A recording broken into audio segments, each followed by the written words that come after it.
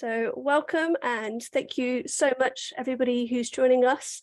I'm so excited for our first PCD Live of 2023, and we have an amazing bunch of speakers coming this year. First up, we have Professor Jane Lucas. So Jane leads the diagnostic PCD service for adults and children in Southampton. She's a paediatric chest doctor and she continues to see children diagnosed with PCD and refers adults that she diagnoses to PCD services as well. She leads an active research programme focusing on PCD and has a keen interest in its genetics and how genetics impacts on health and management. So I will stop talking now and allow Jane to have the floor. So I'll stop sharing and allow her to share. And just a reminder to keep your microphones off. And Jane, you are currently still muted, so. There. Hopefully I'm not muted now. And can you see my slides? I can see your slides perfectly. Great, thank you. Well, thank you so much for inviting me to talk to you all this afternoon. It really is a great pleasure. I've been involved with the PCD support group since before starting as a consultant, actually, so since before 2006, and have just seen you grow, and I just love these talks that have been added to the many things that you do. So thank you for letting me join in.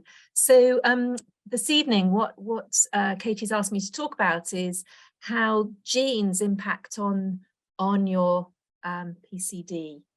So that's what I'm going to do. And as she says, I'm really happy to take questions at the end. So do please use the chat.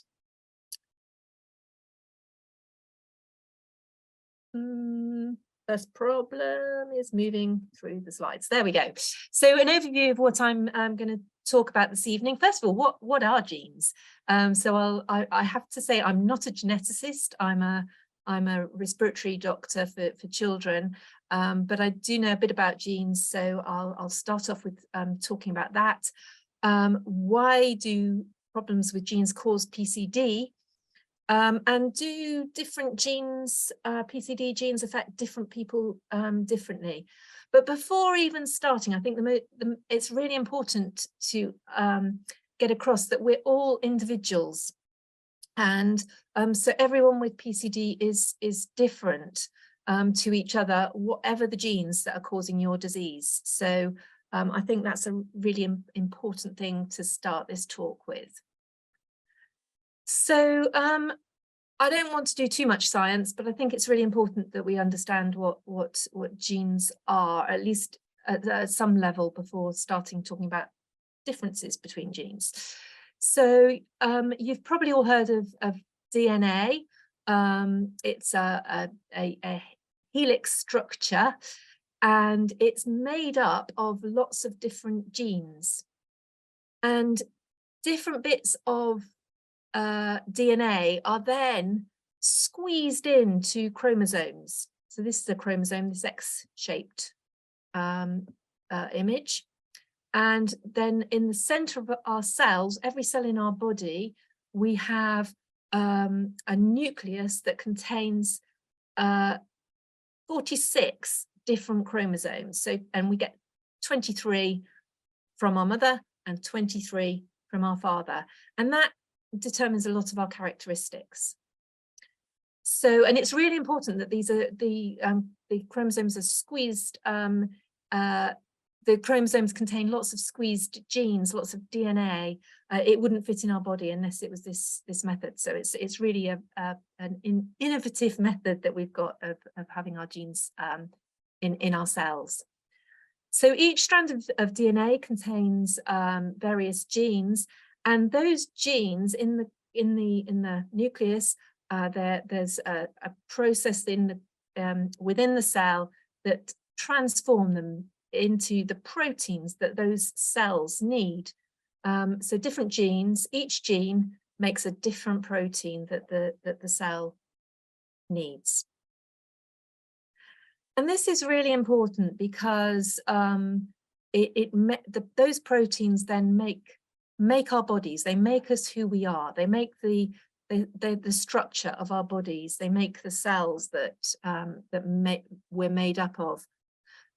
And differences in those genes, which medically we call mutations or variants, decide who we are, what we're like. So there are variants that are variations that are normal. So we might have more variants than our brothers or sisters, even though we've both got the same parents. So the colour of our hair might be different, or our eye colour might be different. But there are also variants that might actually lead to disease. And in PCD, this is usually caused by variants in our chromosomes, in our genes, that are known as autosomal recessive.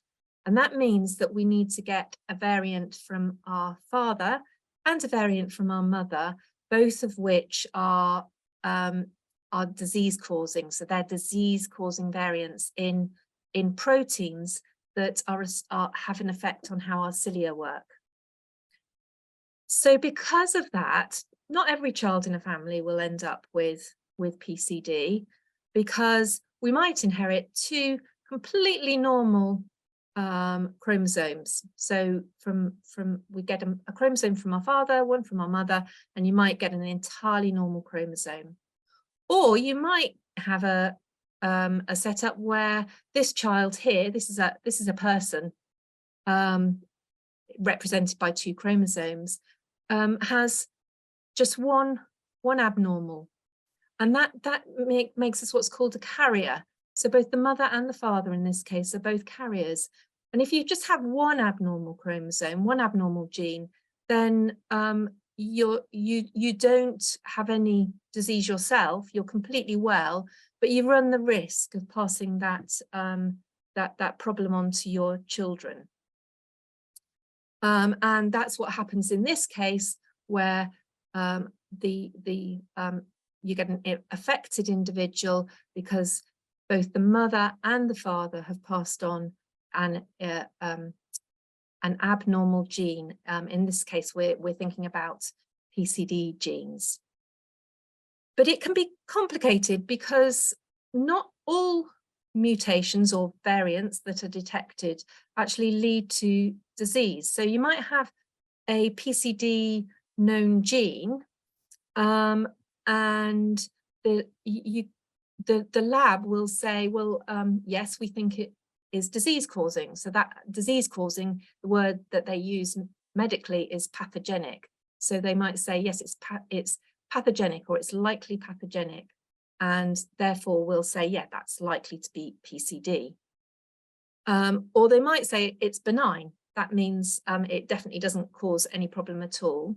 Or likely benign, very unlikely to be causing any problem. But we get a large number that are actually called variants of uncertain significance. And that's where we have variants that might be disease causing or might not. And unless further tests are done, and this is important, we can't confirm that someone has PCD. So other tests prove that you have PCD, such as high-speed video or electron microscopy. So that's what your genes are and your chromosomes, but we also have to think about what PCD is. So I think most people on this call are probably aware of cilia, little microscopic projections from our cells. This is a few cells that are seen here, and the cilia are beating normally, and they are clearing. You might even see a little particle there that was being moved along by the cilia. And you can imagine that your cilia from your nose and your lungs will all be beating away, and they'll clear the mucus and any bacteria or particles we breathed in to the back of our throat, where either we can cough it up or we can swallow it. And this is a type of PCD where the cilia don't move at all, and you can see that there are little projections there, but they're hardly moving, and they're not going to clear anything. And this happens because those variants in the genes don't make the proteins properly. And these are images on your left of cilia seen under a very strong microscope called an electron microscope, a scanning electron microscope, and the cilia that you can see can be cut through and then looked at through a transmission electron microscope. Don't worry about these names. But if you look in detail, you'll see that the cilia are inside have actually got a structure that is very uniform. So we have 9 outer circles. They're called microtubules. You can think of them as a structural part of the cilia. And in the middle, there are 2 that are separate from each other, unlike the outer ones, which are joined up. And you can see on the outer ones, there are these little arms, these little extensions, which are called dynein arms. They're the powerhouse of the cilia, and they have the energy that makes the cilia move. So variations in any of these proteins that make any of these parts can cause PCD, but it's actually even more complicated than that. So this on the right is actually a blown up picture of a dynein, outer dynein arm. And what you can see there is that each of these little coloured blobs is a different protein. So even the dynein arm itself is made up of lots of different proteins, and variants in any of the genes that cause those can cause PCD. And what we now know is that there are over 50 different genes that are responsible for causing PCD. Some of them over here on the left is because we don't there's a problem with the central pair. They're called radial spoke head proteins, and you don't see the central pair. And there are other genes, so CCDC39 and CCDC40, which are actually where things are placed within the cilia is the issue. And in that case, you get what might look like the top of a pizza to you. There's disorganization, and also the inner dynein arms are missing. There are other genes that cause absence of the outer dynein arm, some which cause problems with inner and outer dynein arms. And then there are some genes that actually, when we look at the electron microscopy, it looks entirely normal, but we know that there are problems that we can't actually see at a standard electron microscopy level, and we have to do other tests. You're all very aware of this, I expect, on the call. So defects in those genes, because of the problems that they cause in the cilia, lead to, in many cases, unexplained breathing difficulties as a newborn. So when babies are first born, they're often actually born completely healthy, but then within a few hours or maybe a few days start having some breathing difficulties, and very many babies end up on a neonatal unit for a while, needing some oxygen and some support sometimes with their breathing. They then usually go home and usually have a wet cough every day that starts very early in life and continues throughout life because the secretions aren't being cleared from the lungs. Similarly, those of you with PCD will often have a runny nose. Some of you, because the secretions build up, will have sinusitis. The cilia that clear fluid from the inner ear don't work properly, so many of you may have episodes of glue ear and maybe hearing problems. Now, about half of people with PCD have what's called situs inversus, and that's because in the developing embryo, so when you're just a few cells in size during pregnancy, in the first few weeks of pregnancy, there is cilia on the cells there that actually, instead of making a backwards and forwards movement, because they miss the middle pair, it causes them to make a circling movement. And that circling movement creates fluid that determines where all the organs in the body end up. And if those aren't working, there's a 50-50 chance of where your organs will end up. And so half of people have normal situs and half of people have what's called situs inversus, which is the other way around. And also some adults have challenges conceiving naturally and need to have artificial help with fertility. And that's because in men, the tail of the sperm is very similar in structure, not identical. So not all men have problems. It depends what the genes involved are. But some men will have problems with fertility because the sperm don't swim normally. And some women will also have problems because the cilia lining the fallopian tubes, and possibly because of some issues with cilia actually in the endometrium can cause difficulties.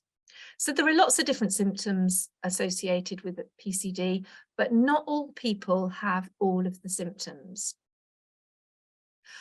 Also, it's important to remember, and some of you may be in this situation, that the genetic cause, even if you go to a top lab, only 70% of patients will have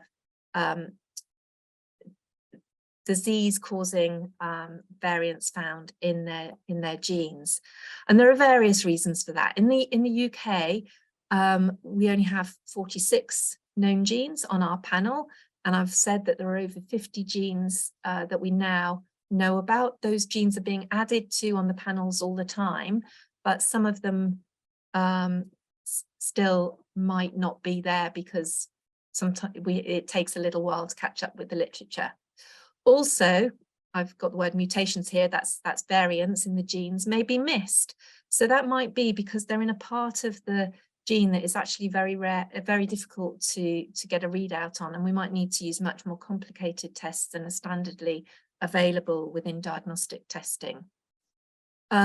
And also, I've already mentioned to you that a lot of people have variants of unknown significance. That means we can't say that they're definitely disease causing or not. And so labs will usually say no variants have been found, or they'll tell you that you've got variants of unknown significance, but that isn't a diagnosis for PCD. It's unknown until you have other tests to prove one way or the other. So I've already shown you this. This is those were cilia moving normally and those not moving at all, but there were some other defects as well. So I mentioned to you in the whilst you were in your mother's womb, there are cilia there that make a rotating movement in the developing embryo cells that determine where your organs end up. They make a rotating movement because they're missing the central pair, so those two cilia are in the middle, and there are some genes that cause exactly the same. So sorry, I'm not clicking right. In this, you can see that the cilia, you get an idea from looking side on that they're making a circling movement rather than backwards and forwards. They're certainly banging into each other. And when we look at a top view, we can definitely see that circling rather than that backwards and forwards movement. And that's because this person has a mutation in a gene called RSPH1. Some of the cilia actually in cross-section look as though you've got the central pair there, but it's not. If you count the outer ones, instead of the 9 that you should have there, there are only 8. And what's happened is one of the outer pairs of microtubules of those tubes have moved into the center. There are other defects that we see. So when we look at down the microscope, we can sometimes see cilia making a movement, but it's backwards and forwards, banging into each other, not coordinated. And this is caused by mutations in CCDC39 or CCDC40. And I've already shown you this electron microscope view with the inner dynein arms missing and what we call microtubule disorganization. And this is somebody with mutation or variants in a gene called DNAH11, where the cilia move, but they make a very fast vibrating movement backwards and forwards. And the cilia in cross-section there look entirely normal, but if you're used to looking at cilia, you'll know that these are moving abnormally very fast and what might be described as a vibrating movement. So I've already described this actually to you, that the missing central pair can cause a random either situs inversus, which is organs on the opposite side to normal, or what we call cytosolatus, which is the normal arrangement. So about half and half of people with PCD will have that. But if you've got variants in the genes that make the two inner tubules or the structures around them, that all of those people will have normal situs. So how do we go about looking at how the genes in people with PCD make a difference to the PCD that you've got? And it's actually very difficult because PCD is a rare disease, and then if you break it down into genes, there might only be very, very few people. Some genes, there's only a handful of people in the world that are known to have variations in those genes causing PCD. So it can be very difficult for us to do studies, and we've attempted to do it. There are problems statistically as well if you've got rare diseases and rare mutations causing those diseases. And we took a statistical approach called a clustering approach, or a topological approach, where we put in all the information that we had about people at around the time of their diagnosis. So we put in what genes they had, we put in what symptoms they had, we had what their lung function was, whether it was good or bad, and we did nothing more than that. And then the statistic or the computing package sort of put people into clusters, or made clusters of and what we could do was we could then look and see that, well, people in this cluster here tended to have problems with their dynein structure, so their dynein arms, and there was also some here that were dynein and some here. And if we looked at people with radial spoke defects, so that's where the central pair were affected, they seem to have a cluster here, which is coloured in yellow, and so on. So they seem to cluster together. And then what we could do was we actually looked at, okay, so if we've got those clustering there, can we map onto that? I don't worry about the details of this. It's I didn't do it. It's much too clever for me. This was done by one of my group who's very, very mathematically minded, Bruna Robo. And what she could do was tease out that there were areas where people had better lung function or worse lung function. And also there were areas where people were more likely or less likely to have neonatal breathing problems. And what we found doing this was that people with DNA H11 mutations, so the genes that cause that where the structure was actually normal, seem to have less severe lung problems. People with mutations in the genes CCDC39 and CCDC40 had a tendency to more severe lung problems. And what we found was that the DNA H5, which can cause absent outer dynein arms, seemed to be very variable. So some people had quite bad lung disease and some people less lung disease. We only had enough patients, even though we had over 400 people in this study, we only had enough people with in each gene group to look at the tendencies for these genes that are mentioned here. And people with other genetic causes of their PCD, we weren't able to look at any effect on their lung disease. But actually, this is a really superficial, this is a very basic way that we were able to look at it in PCD. And the reason for that is that there are multiple genes. And if we think of cystic fibrosis, which is a disease you might have heard of, or often called CF, it causes somewhat similar, or different, but somewhat similar problems to people with PCD. But it's caused by variants in only one gene. So the gene that affects them is called CFTR. It only affects one gene, but they've therefore managed to work out that actually the different variants in the gene can affect how that gene works. So just because you've got mutations in DNA H11, for example, which I've told you looks like it causes more mild disease, it might be that some people have milder and some people have somewhat more severe disease than others. And just because you've got mutations or variants in CCDC39 or CCDC40, I've told you that has a tendency to more severe lung problems, but you might have milder disease than other people with variants in that gene. And the reasons are that those variants can affect the proteins that are made differently. So we know in CFTR, the CF gene, in some variants, there's actually no CFTR, the CF protein made at all, or it's completely different to normal. So it never gets to the surface where that gene needs to have its action. And there are people with other variants which have the protein is made, but it's more unstable. And so it breaks down very quickly, or there are somewhere that it's made, but there's less of it made.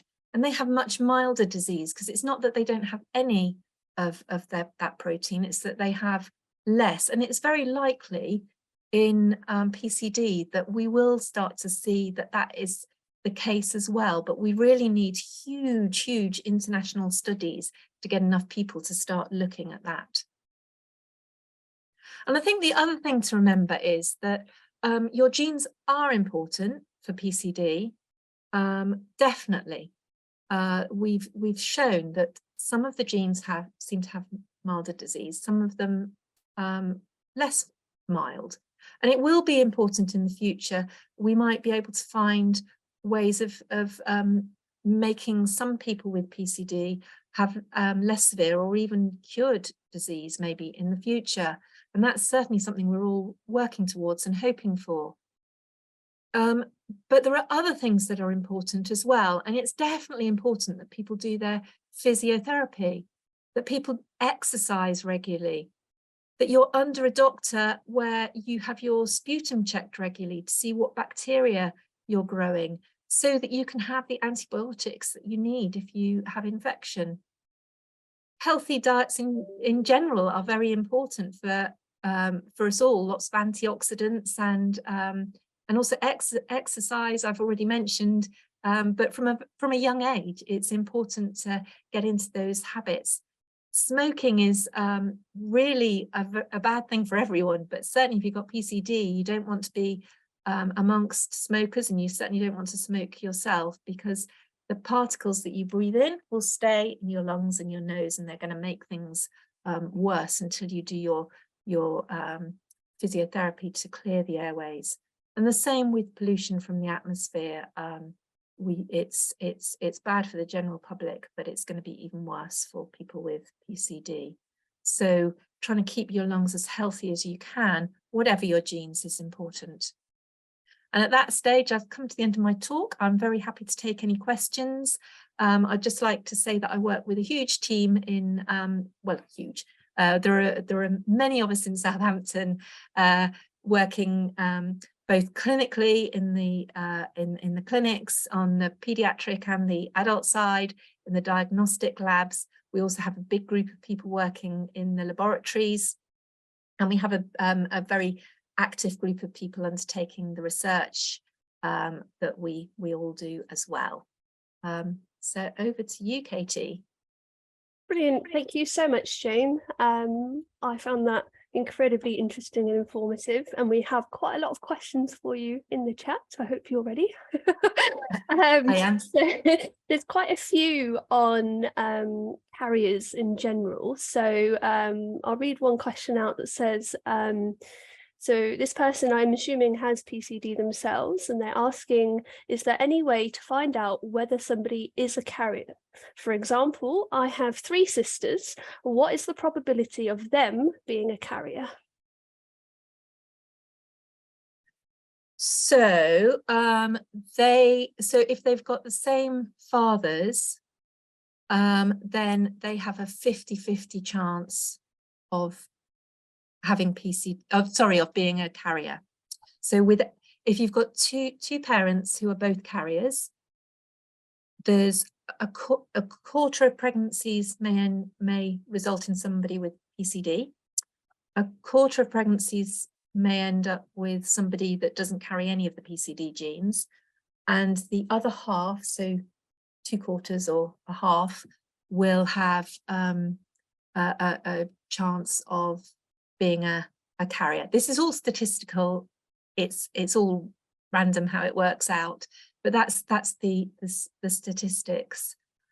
It's because PCD is rare, it's very unlikely that any partners that they have would also be carriers, if that makes sense. Mm-hmm. So a completely healthy person, it would be very, very unlucky if their partner was. And I'm saying this is as long as you're not in a community where cousin marriages are common, for example, because there are some cultural backgrounds where that's common, in which case it might well be that their partners would also have a higher risk of being carriers. So on the whole, genetics teams don't look for carriers in that scenario if you've got somebody that's completely well, but it's certainly something that can be discussed with your PCD group your PCD team, hospital team, on a 1-by-1 basis, and they can look at the risks for your family and how likely that would be. Yeah, I'll just add to that all of the UK centres have genetic counselling available. So if it is something that you are worried about or want to know more about, you can request to speak to the genetic counsellors, and they can talk you through your specific case, because they are all slightly different. Yeah. And that leads me on quite nicely to another question that asks, if I have PCD and my partner carries a mutation that isn't in the same place as my PCD, can my children get PCD? Again, that would be very unlikely. Mm-hmm. If they're completely different genes, our understanding is that you need to have genes, that a gene from your mum and a gene from your dad that both are both genes that make the same protein. So if you've been told that you've got PCD and you've got your partner has a variant in a completely different gene, as far as we are aware, we've never seen that cause PCD. There is nothing in the literature that suggests that causes PCD. I'll never say never, because we're always surprised by things, but I think it would be very, very unlikely, vanishingly unlikely. Mm-hmm. But I wouldn't say it definitely couldn't happen, but I don't think it would. And I think in that case as well, I think it's important that you get genetic counselling and speak to your PCD team. There's another question on the same theme, and then we'll move on from that theme. Is this person has 2 children, and they understand that the children might have the mutated gene or not, and this person has PCD. Is it important to check, or is it the chances so low that their future partners to have PCD? Would their children then need to worry about that? So I know, for instance, in cystic fibrosis, they often test the children if there is CF in the family, don't they? Is that something that happens in PCD?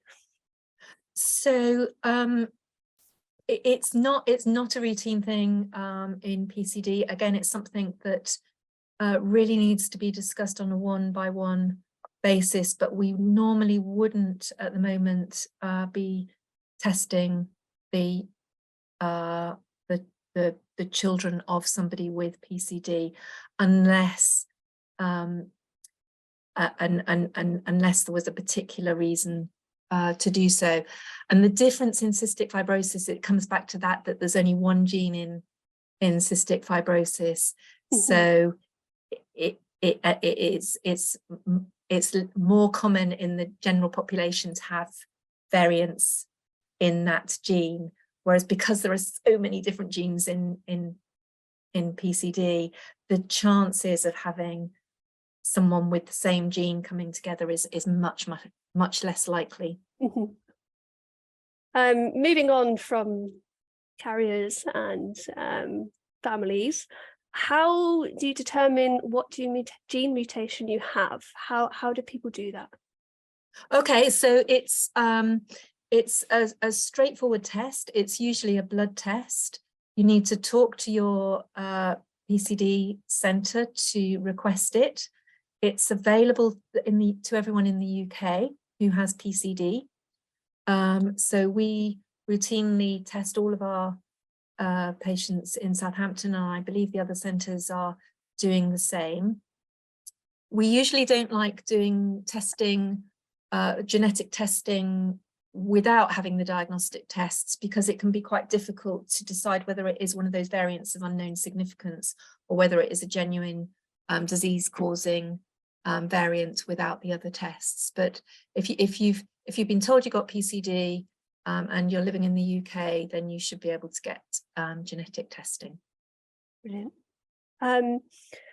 One question that takes me back to your exercise, and really it's not all genetics. This question asks, why do siblings with the same mutation variant, why do they have different severity of the disease? Yeah, and that's exactly back to the exercise. And it's not necessarily because one of them's doing more exercise than the other, but it might be. But it's because there are so many other things that make us who we are.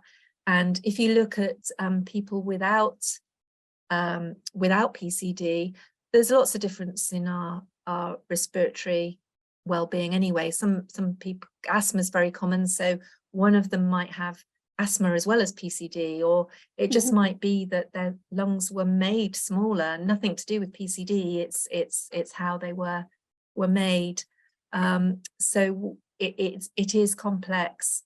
I think it is a case of doing everything you can do to get the most healthy lungs that you can do by doing exercise, eating healthily, not smoking, doing physiotherapy, and so on. But there is a lot of variation.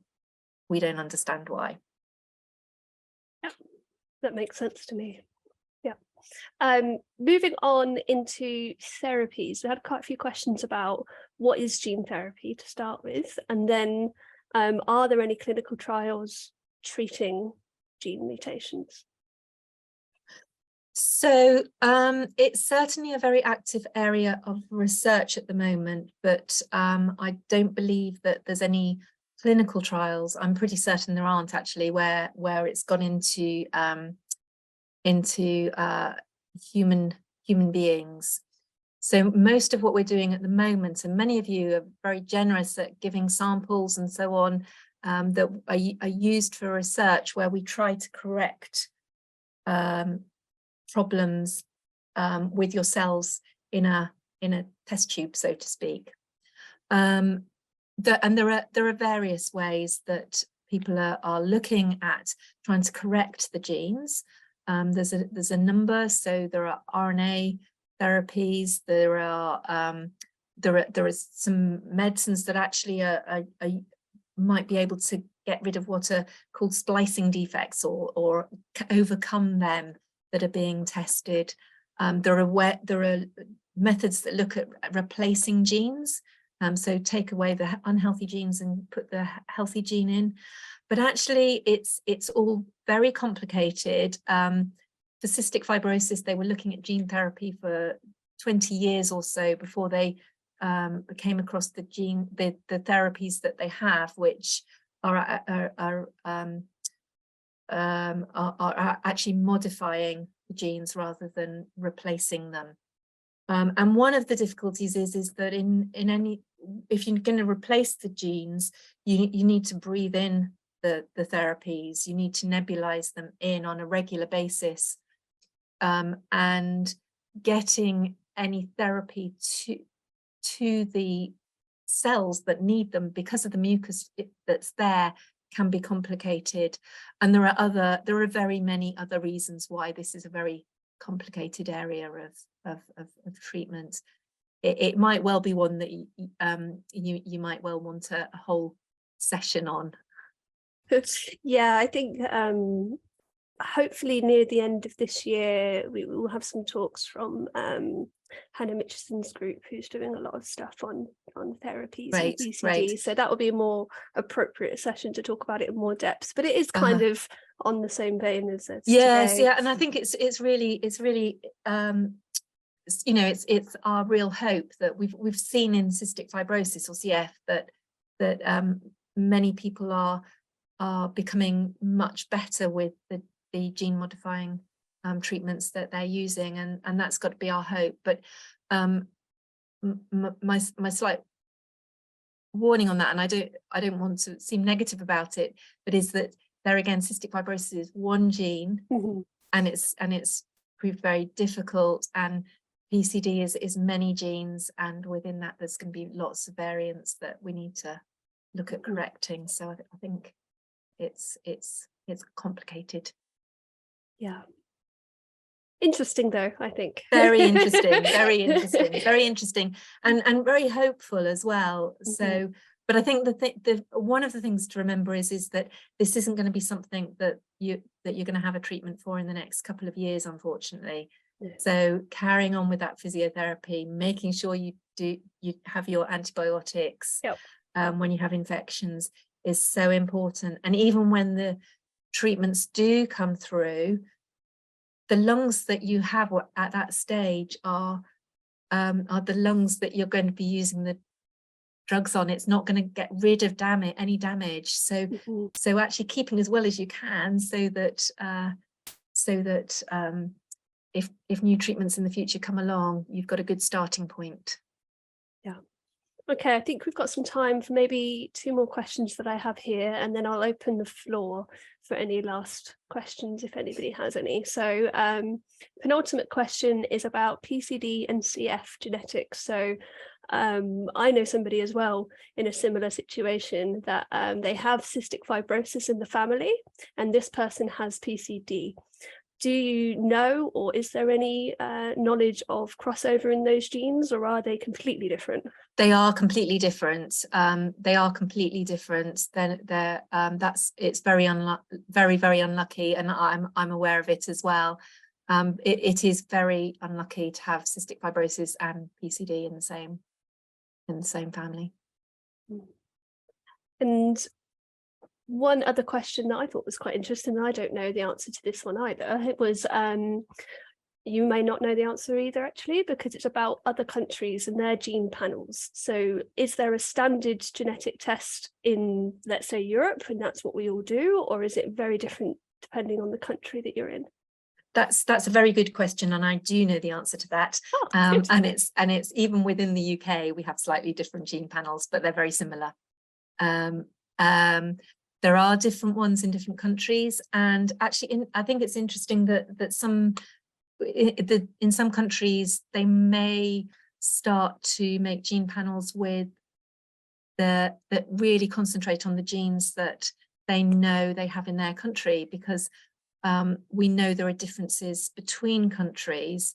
So for example, I've been doing some work alongside a paediatrician in Palestine, and her Arab population, it has different variants to the ones that we have on the whole in the UK, unless there are a few Arab patients here who may have as well, but certainly in comparison to the white population that have PCD.